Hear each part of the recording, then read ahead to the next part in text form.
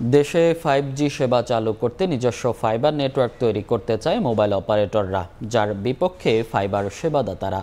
Mobile অপারেটরদের যুক্তি, বেসরকারি প্রতিষ্ঠানের সিংহভাগ ফাইবার ঝুলন্ত, যা অনেক বেশি মাত্রায় দুর্ঘটনাপ্রবণ এবং ব্যয়বহুল।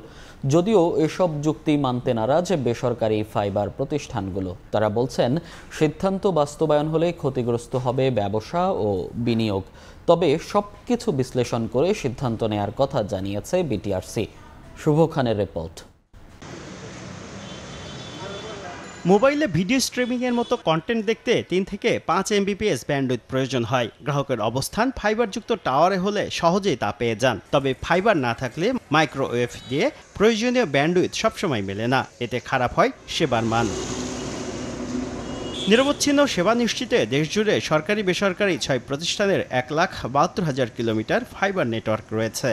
অথচ 45,000 মোবাইল টাওয়ারের মধ্যে ফাইবারে যুক্ত মাত্র 15,000 টাওয়ার, অর্থাৎ প্রায় 27%। আমরা যদি ফাইবার দিয়ে যদি আসলে সার্ভিসটা নিতে পারতাম এবং যদি এটা আন্ডারগ্রাউন্ড থাকতো 100%, তাহলে কিন্তু আমরা নিরবিচ্ছিন্ন নেটওয়ার্ক পেতাম। এই যে তখন আর এই কথা বলার কোনো সুযোগ থাকতো না যে ফাইবার কেটে গেছে এই কারণে নেটওয়ার্ক বন্ধ। ফাইবার ব্যবহারে মোবাইল অপারেটরদের অনীহা কেন? তথ্য বলছে, সামিট ও ফাইবার অ্যাটমের 1,22,000 কিলোমিটার নেটওয়ার্কের মধ্যে 80,000 কিলোমিটারই ঝুলন্ত ফাইবার। যে কোনো মুহূর্তে কাটা পড়ার ঝুঁকি রয়েছে। DWDM মেশিন আমদানির অনুমতি না থাকায় সরকারি ফাইবারও কার্যকরভাবে ব্যবহার করতে পারে না মোবাইল অপারেটররা। সরকারি ফাইবার প্রতি মিটারে ভাড়া 5 থেকে 7 টাকা, অথচ বেসরকারিতে ক্যাপাসিটি ভিত্তিক ব্যান্ডউইথ ট্রান্সমিশন খরচ 17 থেকে 20 টাকা।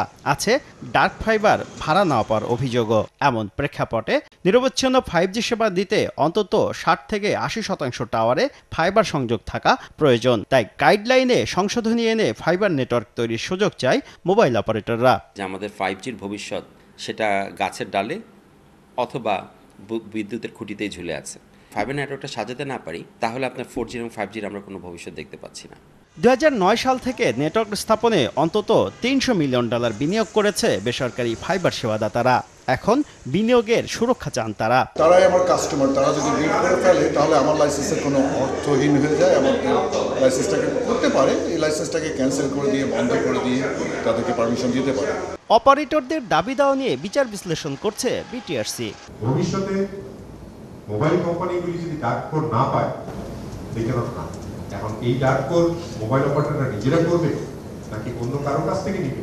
So will have to see যে কোন জিনিসটা সাস্টেইনেবল হবে বেশি। দেশের টেলিকম সেবার শুরুতে ফাইবার নেটওয়ার্ক সম্প্রসারণ সবার জন্য উন্মুক্ত থাকলেও 2009 সালে বিটিআরসি NTTN লাইসেন্স দেয় তা বন্ধ হয়ে যায়। শুভ খান, সময় সংবাদ, ঢাকা।